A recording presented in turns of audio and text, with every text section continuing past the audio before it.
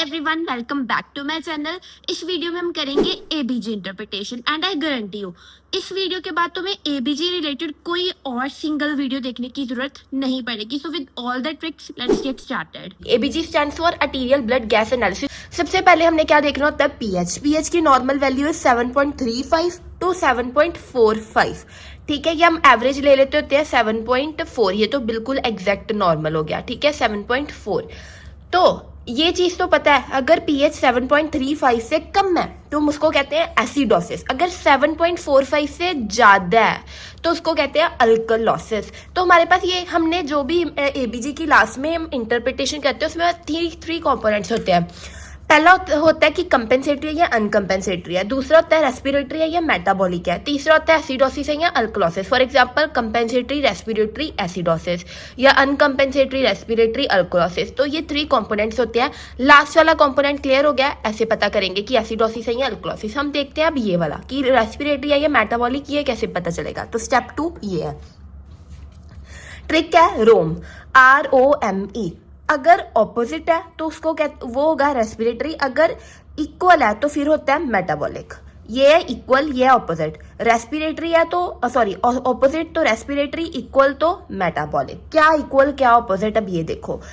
ये हम बात कर रहे हैं इन दोनों की, या तो PaCO2 देखेंगे या हम बाइकार्बोनेट देखेंगे। सबसे पहले नॉर्मल वैल्यू देखो, PaCO2 की क्या है 35 टू 45 mmHg एंड बाइकार्बोनेट की क्या है 22 to 26 milli equivalent per litre. अब मेरी बात सुनो, ये देखो opposite and equal. For example अगर रेस्पिरेटरी है तो PaCO2 को हम देखते हैं, है ना। PaCO2 अगर बड़ा है और ये कम है, मतलब ये आपस में क्या ऑपोजिट, ये बढ़ रहा है ये कम हो रहा है, तो फिर हम उसको कहते हैं इधर बाद में देखना, पहले इन दोनों को देखो। ये देखो रेस्पिरेटरी में हम PaCO2 देखते हैं, मतलब ये बड़ा है ये कम है, तो ये क्या हो गया ऑपोजिट। तो रोम के अकॉर्डिंग ये क्या बना रेस्पिरेटरी। ये कम है ये बड़ा है, अगेन ये आपस में क्या है ऑपोजिट, तो रोम के अकॉर्डिंग ऑपोजिट है तो रेस्पिरेटरी। अब अगर मेटाबॉलिक होगा तो उसमें क्या होगा, हम बाइकार्बोनेट को देखते हैं। बाइकार्बोनेट कम है, पीएच भी कम है, तो इक्वल में क्या होता है मेटाबॉलिक। ये भी बड़ा है ये भी बड़ा है, अगेन इक्वल में क्या होता है मेटाबॉलिक। ठीक है, यहां तक समझ आ गया, ये तो क्लियर हो गया कि ऑपोजिट तो रेस्पिरेटरी, अगर दोनों इक्वल है मतलब सेम डायरेक्शन में जा रहे हैं, या तो दोनों ही बढ़ रहे हैं या दोनों ही कम हो रहे हैं, तो मेटाबॉलिक। पर तुम्हें अब क्वेश्चन आ रहा होगा, यहाँ हमें कैसे पता कि हम PaCO2 देखेंगे। तो हमने फाइंड आउट ही करना है ना कि वो रेस्पिरेटरी या मेटाबॉलिक है। तो हम पहले से ही कैसे डिसाइड कर लें कि हम PaCO2 देख रहे हैं या हम बाइकार्बोनेट को देख रहे हैं पीएच के रिस्पेक्टिवली। वो देखो, अब मेरी बात सुनो, केस क्या होता है इस एग्जाम्पल से समझो कि हमने किसको देखना है। एग्जाम्पल देखो, pH 7.30, PaCO2 55, बाइकार्बोनेट 24। pH लो है 7.35 टू 7.45 होता है, कम है मतलब एसिडोसिस। बाइकार्बोनेट नॉर्मल है क्योंकि 22 टू 26 नॉर्मल होती है, ये 24 है नॉर्मल, और PaCO2 55 है। अब मेरी बात सुनो, ये तो है ही नॉर्मल, इसको हमने देखना ही क्यों है, हमने देखना ही इसको है। ये क्या है, बड़ा हुआ है, ये बड़ा हुआ है, तो हम देखेंगे ही ऑब्वियसली अब PaCO2 को। अगर PaCO2 बड़ा है तो अब तो तुम्हें ऐसे ही समझ आ गया, अब तुम्हें रोम लगाने की भी जरूरत नहीं है। अगर रेस्पिरेटरी में कोई प्रॉब्लम है तो रेस्पिरेटरी और ये एसिडोसिस। क्लियर है। वैसे अगर रोम लगाना है तो ये देखो, ये बढ़ रहा है ये कम हो रहा है, ये क्या आपस में ऑपोजिट, तो ऑपोजिट है तो रेस्पिरेटरी। यहाँ पर तो हमने बाइकार्बोनेट को छेड़ा ही नहीं, क्यों, क्योंकि वो नॉर्मल लिमिट्स में है। पर अब तुम्हें एक और डाउट आ रहा होगा, फिर क्या करेंगे अगर दोनों केस ही अब नॉर्मल होते हैं। यहाँ पर तो ये अब नॉर्मल था तो हमने सिर्फ PaCO2 को देखा, जिससे हमें पता चल गया रोम लगा के कि ये रेस्पिरेटरी है। बट क्या होता अगर ये भी अब नॉर्मल होता, तो फिर हम दोनों में से किसको चूज करते कि हम ये रोम लगाने के लिए अब यहाँ पर PaCO2 रखेंगे, बाइकार्बोनेट को देखें। फिर हमने क्या करना था, उसकी एग्जाम्पल देखो। सबसे पहले एक और एग्जाम्पल देख लो, एक और एग्जाम्पल नॉर्मल सी हम देख रहे हैं। pH 7.50 है, मतलब कि pH क्या है, बड़ा हुआ है, तो क्या होता है ये अल्कलोसिस। PaCO2 35 टू 45 के बीच में यह नॉर्मल है, बाइकार्बोनेट 22 टू 26 होने चाहिए, ज्यादा है, बड़े हुए हैं। अब देखो, अब इसमें से हम क्या देखेंगे, ये तो है ही नॉर्मल, इसको अब साइड कर दो, तो ये क्या है बाइकार्बोनेट को देखेंगे। ये दोनों आपस में क्या है, इक्वल है, तो क्या होता है मेटाबॉलिक, तो ये मेटाबॉलिक अल्कलोसिस हो गया।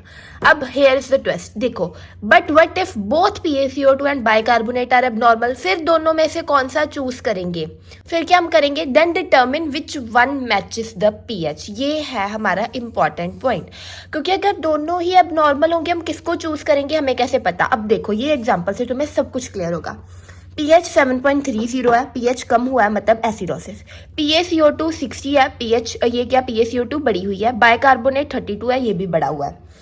अब मेरी बात सुनो, एसिडोसिस है, ठीक है, ये भी बढ़ा है, ये भी बढ़ा है। अब मेरा क्या कहने का मतलब है, देखो एसिड अगर अगर कार्बन डाइऑक्साइड बड़ी होती तो फिर वो एसिडोसिस कॉज करती है, अगर बाइकार्बोनेट बड़ा होता तो वो अल्कलोसिस कॉज करता है। तो अब मैच कौन कर रहा है, CO2 ना, क्योंकि हमारे पास पीएच क्या बता रहा है, वो एसिडोसिस हुई पड़ी है।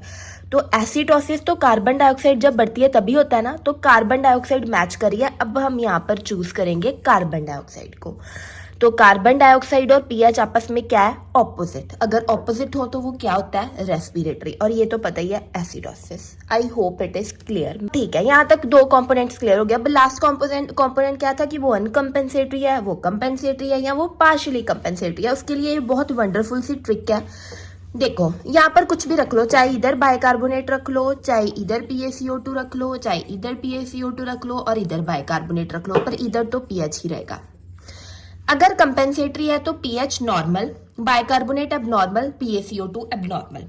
अगर अनकंपेंसेटरी है तो pH abnormal, PaCO2 abnormal, bicarbonate normal. ये दोनों में से कुछ भी हो सकता है, ये इंटरचेंज कर सकते हैं, बस इन दोनों में से कोई एक चीज एबनॉर्मल और एक चीज नॉर्मल। ठीक है, जरूरी नहीं है कि ये यहाँ पर PaCO2 ये एबनॉर्मल होना चाहिए और यहाँ पर बाइकार्बोनेट ही नॉर्मल होना चाहिए। इनमें से कोई भी हो सकता है। यहाँ पर तुम ये इसको बाइकार्बोनेट भी मान सकते थे और इसको PaCO2 भी मान सकते थे, ये चीज का डाउट मत रखना। और पार्शियली कंपेंसेटरी में तीनों एबनॉर्मल होंगे, ये ट्रिक है। कंपेंसेटरी में नॉर्मल और ये दोनों एबनॉर्मल, अनकंपेंसेटरी में ये एबनॉर्मल, इन दोनों में से कोई एक एबनॉर्मल और एक नॉर्मल, पार्शियली में तीनों एबनॉर्मल। पीएच देखो 7.35 टू 7.45 होना चाहिए। पीएच क्या है, कम हुआ है, कम हुआ मतलब क्या है, ये एसिडोसिस। 35 टू 45 के बीच में होना चाहिए, ये क्या है, बढ़ा हुआ है। बाइकार्बोनेट 22 टू 26 के बीच में होना चाहिए, ये क्या है, नॉर्मल। अब ऑब्वियसली हम इसको देखेंगे, ये आपस में क्या है, ऑपोजिट, यागी रेस्पिरेटरी। अब ये कंपेंसेटरी है क्या, अनकंपेंसेटरी, ये क्या है, एबनॉर्मल, इक्वल टू ये क्या है, एबनॉर्मल प्लस नॉर्मल, तो ये क्या बना, अनकंपेंसेटरी। पीछे वाला जो हमने ट्रिक लगाई थी, समझ आ गया। उसके बाद सेकंड देखो, अब हम ये देखते हैं।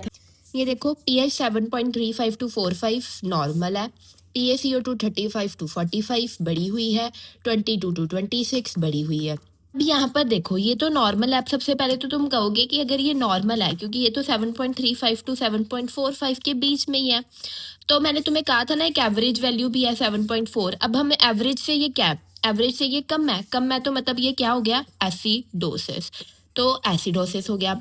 अब उसके बाद एसिडोसिस कब होता है, जब PaCO2 बड़ा हो या कब बाइकार्बोनेट बड़ा हो, ऑब्वियसली जब PaCO2 बड़ा हो। PaCO2 बड़ा इसलिए रेस्पिरेटरी। उसके बाद कंपेंसेटरी है या अनकंपेंसेटरी, इधर नॉर्मल है, इधर ये एबनॉर्मल है, इधर ये एबनॉर्मल है। तो वो इक्वेशन वाली ट्रिक के अकॉर्डिंग ये normal is equal to abnormal plus abnormal. तो ये क्या था, जब इधर नॉर्मल आ जाए तो ये कंपेंसेटरी, तो this is compensatory respiratory acidosis. तो ये बहुत इंपॉर्टेंट थी, इसमें सारी ट्रिक्स हमने यूज़ की। इसमें हमने रोम भी यूज़ किया, इसमें हमने कौन सा जूस करना है वो भी यूज़ किया, और लास्ट में बता दिया कि कंपेंसेटरी या कौन सा। ये ट्रिक, ये वाला क्वेश्चन इंपॉर्टेंट था, इसमें सारे कंसेप्ट क्लियर हो गए होंगे। I hope it is clear to you.